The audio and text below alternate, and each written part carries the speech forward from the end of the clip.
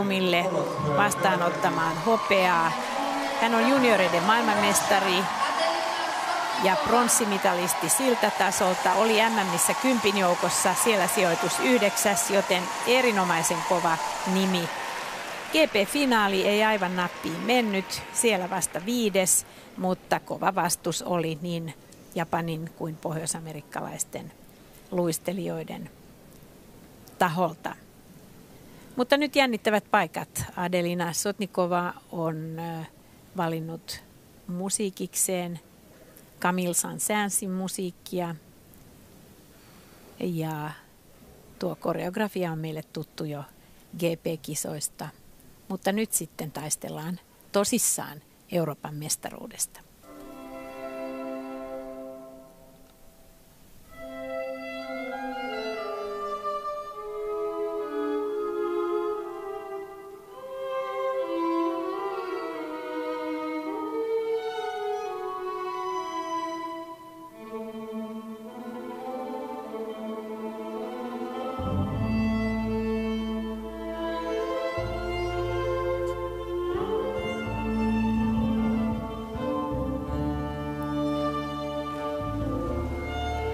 Kolmoisluts kiertyy hieman ulos, eikä Adelina saa siihen kolmoistulppia perään, jonka oli suunnitellut.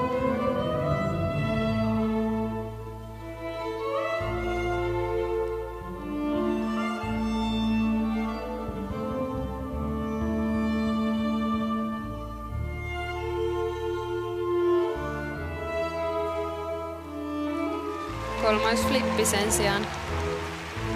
Oikein hyvä ja laadukas.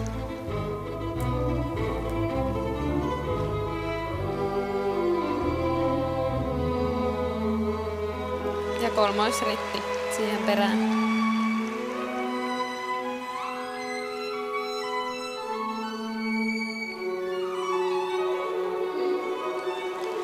Nämä ovat kyllä Adelinalla aivan omaa luokkaansa, nämä vaikeusvariaatiot.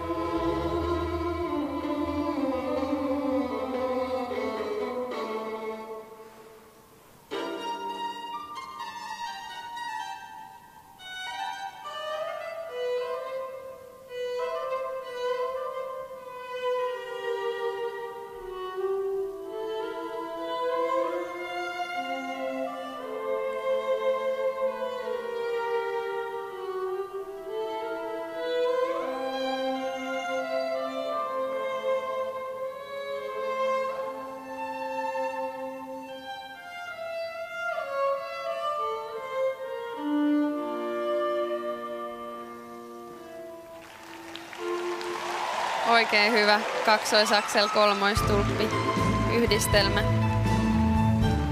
Arvokas, ja olisikohan vielä ollut jo ohjelman toisella puoliskolla. Näin vähän arvelen, että se on mitoitettu juuri sinne toiselle puolelle, ja nyt hän vapautuu. Kyllä. Näytti ehkä se ensimmäinen kolmoislutsi virhe menevän jännityksen piikkiin, ja sitten tulee tämä harjoiteltu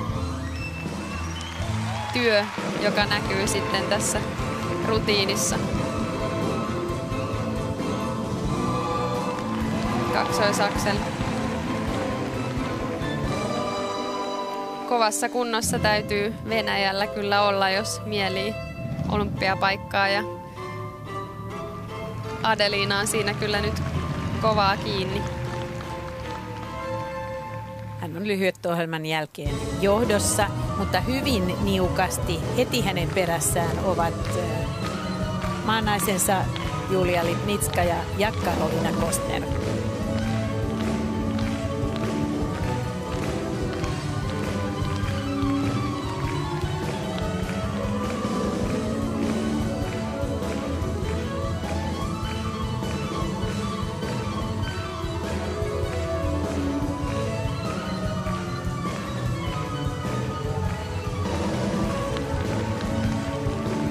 Tässä Adelinan koreo-sarjaa, ja ihanasti saa tämän tunteen mukaan, kun on hyvin mennyt ohjelma, niin näitä on vapaa-ohjelmat silloin, kun se loppu on hyvin harjoiteltu ja musiikkikin tukee sitä hyvin, niin tässä on lopputulos. Erittäin hyvä taistelu Sotnikovalta. Täytyy sanoa, että siinä alussa oli tuota mainitsemaasi jännitystä ja hän osaa ne asiat todella hyvin, mutta jännitys pilaa monta kertaa sitten sen herkän vaiheen siinä alussa. Se on niin kova paikka pitää se pää tiukkana ja tehdä vaan se rutiini siinä alussa eikä lähteä lentoon. Ja hän pystyi sitten palaamaan tuolle omalle perustasolleen aivan selkeästi ja sitten tuli se nautinto tässä lopussa. Eli aika hyvä draamankaari tähän saatiin. Todellakin nuo 3 kärkinimeä, jotka mainitsin, siis johdossa oleva Sotnikova,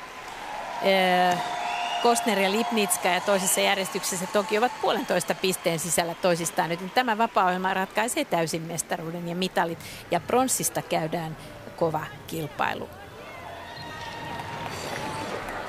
Kyllä tuntui tuossa, kun Adelina meni alkuasentoon, niin ihan katsojanakin jännitti hänen puolestaan, mutta onneksi sai sen karistettua sitten ensimmäisen hypyn jälkeen. Ja kyllä vaikeutta löytyi paljon ja laatua ja sekä sitten pirueteissa vaikeita variaatioita, että varmasti erittäin arvokas ohjelma. Kyllä, ja näkee nuo alastulot tässä hidastuksessa aivan puhtaita puhtaalle kaarelle alas tulevia. Ja tuossa ritissähän on pieni kiertymä, ehkä aavistuksen verran kiertynyt tuo alastulo, mutta kokonaisuutena kaikki nämä variaatiot, aivan ainutlaatuinen hänen oma piruettinsa voi sanoa, tuota en ole nähnyt kyllä edes harjoituksissa kenenkään tekevän, niin kyllähän tässä, tämä oli tämä Key Point-ohjelmassa avainkohta, kun hän vapautui tuon kaksoisaksel kolmoistulpin jälkeen. Se oli hieno.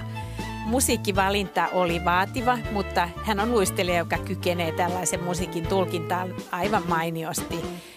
Todella nautittava kokonaisuus ja asu mitä upein tällaiseen musiikkiin mielestäni.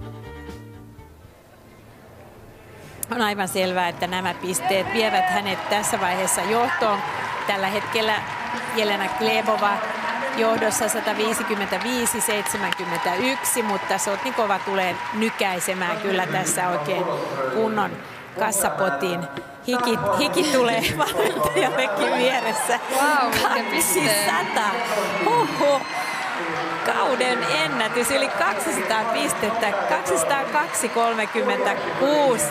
on Sotnikovan saldo. Kyllä nyt hän lyö kyllä sellaiset kortit pöytään, että saa nähdä kuinka seuraavien luistelijoiden hermot pitävät